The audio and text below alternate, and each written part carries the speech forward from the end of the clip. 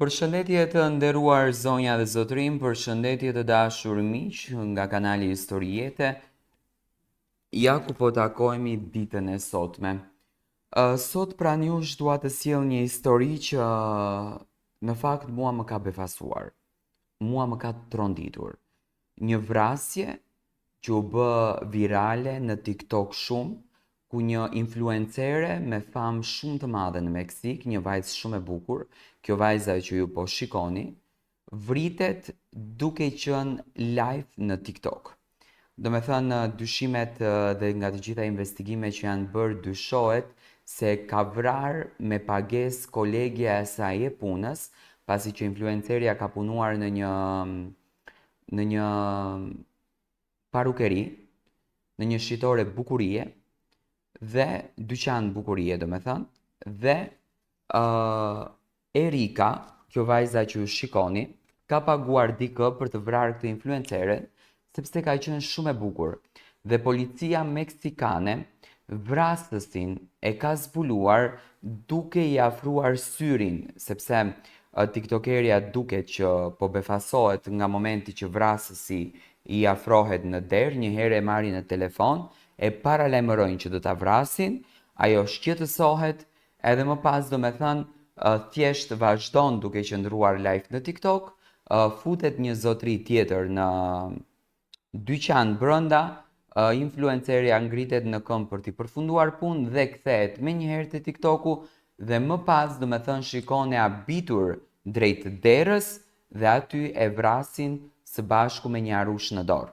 Do me thënë nga momenti që vajza është e habitur, do me thënë plumbi i ka rënë këtu në kokë, vajza është e habitur dhe po shikon drejt derës, policia ka afruar syrin me shumë zoom dhe nëpërmjet syrit janë munduar të identifikojnë fytyrën e vrasësit dhe dyshimet e para dhe shumë serioze janë të shoqes së saj të ngushtë të Erikës, e cila ka bërë një pagesë vrasje. Domethënë shumë rast i rënd, është një tmerr i vërtet, një vrasje që ka ndodhur live, është një terror i paparë. Në qytetin e ngrohtë dhe të gjallë të Zapopan, në shtetin meksikan të Jaliscos, ndodhi një krim që e trazoi thellë opinionin publik. Një krim që nuk ndodhi në errësirën e natës apo në ndonjë nga rrugicat e humbura, por në dritat e një transmetimi live në TikTok, aty ku Valeria, vetëm 23 vjeçe, ndante me ndjekësit e saj pasionin për bukurinë, grimin dhe jetën e saj të përditshme.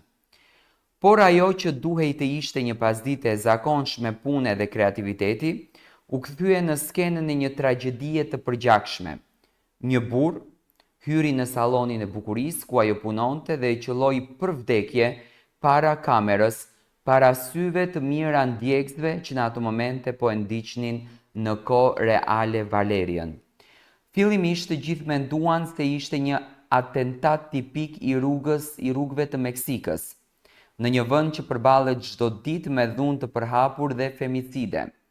Por ndërsa ditët kalonin dhe hetimet nisën të thelloheshin, dolën në pa ndryshime që e ndryshuan narrativën.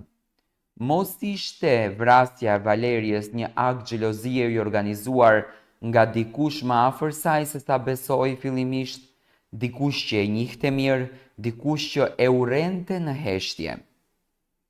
Valeria ishte një influencere e dashur dhe shumë e ndjekur në rrjetet sociale. Ajo ishte ndryshe nga shumica, e sinqert, e qeshur, e përkushtuar pas artit të grimit, por mbi të gjitha një vajzë me ëndra. Ajo kishte nisur nga zero dhe me shumë punë kishte ndërtuar një sallon bukurie modest, por me emër shumë të madh në qytetin ku ajo jetonte. Gratë e vajzat vinin nga zona të ndryshme vetëm për të prekur nga dora e kësaj artisteje. Por me suksesin, erdhën edhe hijet. Valeria ishte shumë e bukur, domethënë e shikoni çfarë bukurie ka, e suksesshme dhe rezatonte vetbesim. Një kombinim që fatkeqësisht në botën ku ne jetojmë mund të ndesë zili dhe urrejtje shumë të madhe. Sipas burimeve lokale dhe dyshimeve të marra nga policia, Dyshimet kanë filluar të përqendrohen tek një nga punëtoret më të vjetra të Valeriës, një grua në të 30 e sipër, që kishte punuar për të që në fillimet e sallonit. Ajo jo vetëm që kishte pasur një marrëdhënie shumë të afërt me Valerian, por shpesh shihej edhe si krau i saj i djathtë. Në rrjetet sociale paraqiteshin si mike, por në realitet raporti i tyre ishte tensionuar në muajt e fundit. Sipas disa dëshmive, punëtoria ishte ndjerë gjithmonë në hije të Valeriës, ndërkohë që Valeria merrte gjithmonë vëmendjen, komplimentet dhe dashurinë e klientëve. Ajo ndjehej gjithnjë e më e padukshme, gjithnjë më e zbehur nga bukuria e vajzës së re. Kishte raste kur punonjësja kishte shpërthyer në debate të vogla, duke aluduar se Valeria sillet sikur gjithçka sillet rreth saj. Ajo nuk do të arrinte këtë sukses kur në jetë pa mua. Më shumë se një herë, fqinjet kanë raportuar se kishin dëgjuar debate të forta në sallon gjatë orëve të vona, sidomos pak ditë para vrasjes. Disa flasin për një fjalosje të ashpër për ndarjen e të ardhurave, të tjerët për një zënkë për një burr që të dyja e kishin pasur simpati. Një version tjetër, më i errët, përmend edhe kërcënime të nënkuptuara që Valeria kishte marrë në rrjete sociale nga profile anonime, të cilat tani mendohen se mund të kenë qenë të lidhura me personin në fjalë. Dita e vrasjes ishte si çdo ditë tjetër. Valeria kishte nisur një live në TikTok, ku tregonte një trajtim grimi që po i bënte një klienteje, por më pas këtij përfundimit Valeria doli dhe fliste me fansat e saj, bënte muhabet. Ishte e buzëqeshur, e qetë, ndoshta pak e lodhur. Në një moment të papritur, dera e sallonit u hap dhe një burr hyri me një armë në dorë. Ai e qelloi disa herë pa thënë asnjë fjalë.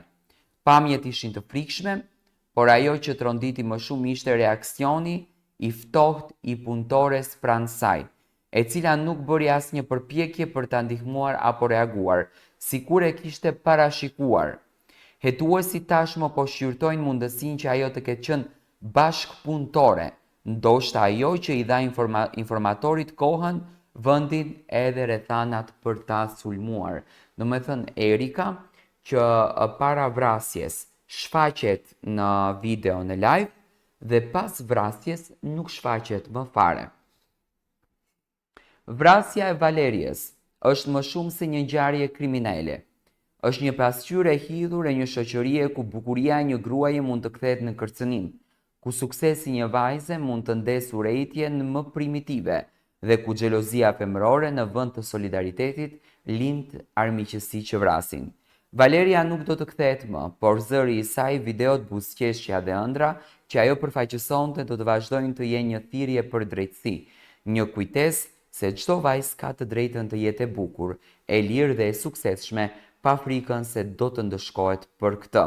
Domethënë, është një ngjarje shumë e rëndë, është një tmerr që ka ndodhur dhe dyshimet janë shumë të mëdha që shoqja, bashkëpunëtoria, kolegja e ka vrarë pronaren e sallonit të bukurisë për një urrëtie që kjo e ka patur e para njëherë që ka qenë 23 vjeçe dhe ka ndërtuar një biznes, dhe e dyta, domethënë pse ka qenë më e bukur dhe pse ka marrë vëmendje më shumë, domethënë nga klientët, është vrarë live në TikTok duke bërë live-in.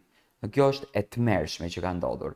Njëherë është kërcënuar, domethënë live, pastaj ka marrë një telefonat dhe më pas nuk i ka besuar, me patjetër, se për shembull edhe unë futem live dhe marr kërcënime, komente, por nuk i marr të mirë qëna, nuk i besoj se mund të jenë të vërteta, por ndodh që janë në rastin e Valeriës, ndodhi që ishte e vërtet dhe personi drejtohet në sallon, e vret me 3 plumba Valerian dhe aty përfundon gjithçka.